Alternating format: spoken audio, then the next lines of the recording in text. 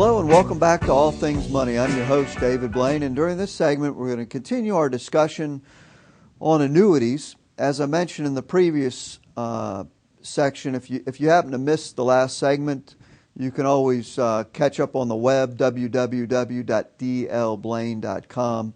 There you'll find archive copies of the show. You can email us at allthingsmoney@dlblain.com and we'll point you in the right direction. But we're talking about annuities. I was driving to Raleigh over the weekend listening to some other financial, and I use that term loosely, shows on the radio that were discussing guaranteed income, income planning, and things like that. And essentially they're just a smoke screen for selling annuities.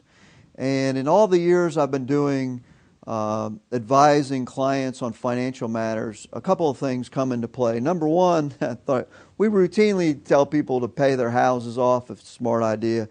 I've never had somebody that was upset that we told them to pay their house off. And number two is we have people that come to us all the time that have annuities, and I've never found anyone that was happy they bought an annuity. And number three is I've never found anyone that accumulated significant wealth through an annuity. And so those are just little anecdotal things to keep in mind. When you invest in an annuity, you have to remember what you're doing. You're buying a product. You're buying an insurance product. Just like auto insurance, homeowners insurance, life insurance, plain vanilla life insurance, these products have a use. But one thing, and health insurance, one thing to keep in mind though is in aggregate, all the people that buy this product from the insurer must, by definition, receive less benefit than they paid in. Otherwise, the insurer would go out of business. And so that's very important to keep in mind. I'm in business.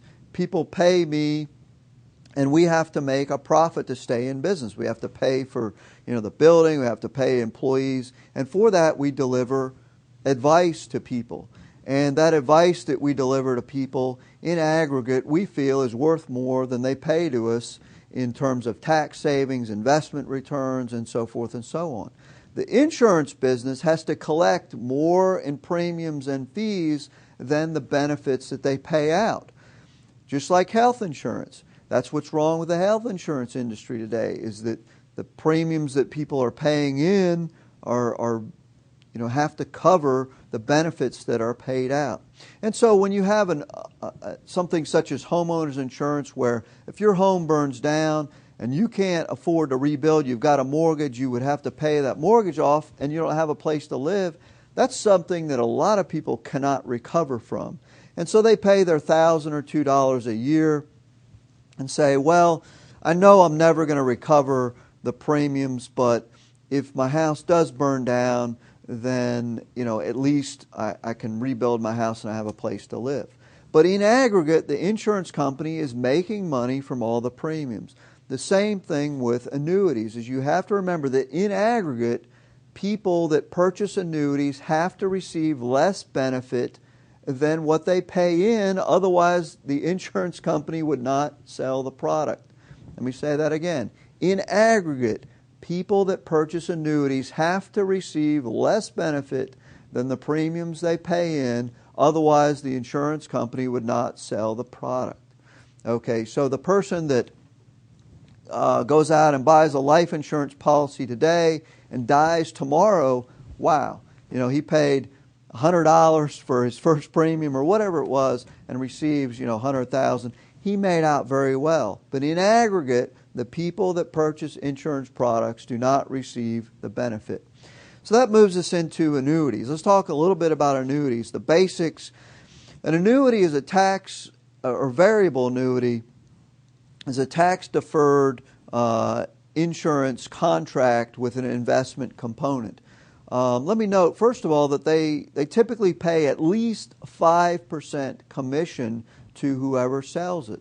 So if you purchase $1 million annuity, the guy sitting across the table from you that sold it to you, is going to make $50,000. That's a lot. That's a lot of commission. That's a huge commission. Well, let me say that again. If you purchase a variable annuity, $1 million variable annuity, the guy sitting across the table from you is going to make probably at least $50,000 for that one sale. So keep that in mind. So it's a tax-deferred vehicle, meaning any earnings inside the annuity grow tax-free. They can be what's called immediate annuity or deferred. An immediate annuity is you give the insurance company a lump sum and they immediately start paying you income for a certain number of years or your lifetime. Or it can be deferred, where you don't know the ultimate value of your investment. And here, I'm going to try to cover this topic in a few shows, but it's virtually impossible. The insurance company have come up with more twists and more options and more riders, as they call them, to possibly be able to explain. But suffice to say that the fees on annuities, they just keep compounding. As I already mentioned, there's the actual commission that's charged up front.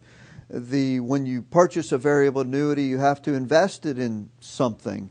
These what's called sub-accounts have fees similar to a mutual fund fee. There's the mortality and expense fee, the insurance component fee of it. And so when you add these up, it's very difficult for a variable annuity to get the fees below 2%. I've seen some as high as 4%. You start adding on guaranteed income riders and minimum withdrawal benefit riders and things like that, and the fees are just tremendous on the annuities. The death benefit, if you die before you start taking these annuity payments, they generally guarantee a certain death benefit. My question then is, if you need a death benefit, go buy an insurance policy. If you need a death benefit, if your heirs or people that are depending on you, then go buy a low-cost insurance policy and insure that need.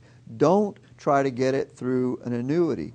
If you invest and you're taking withdrawals out, generally your heirs receive nothing.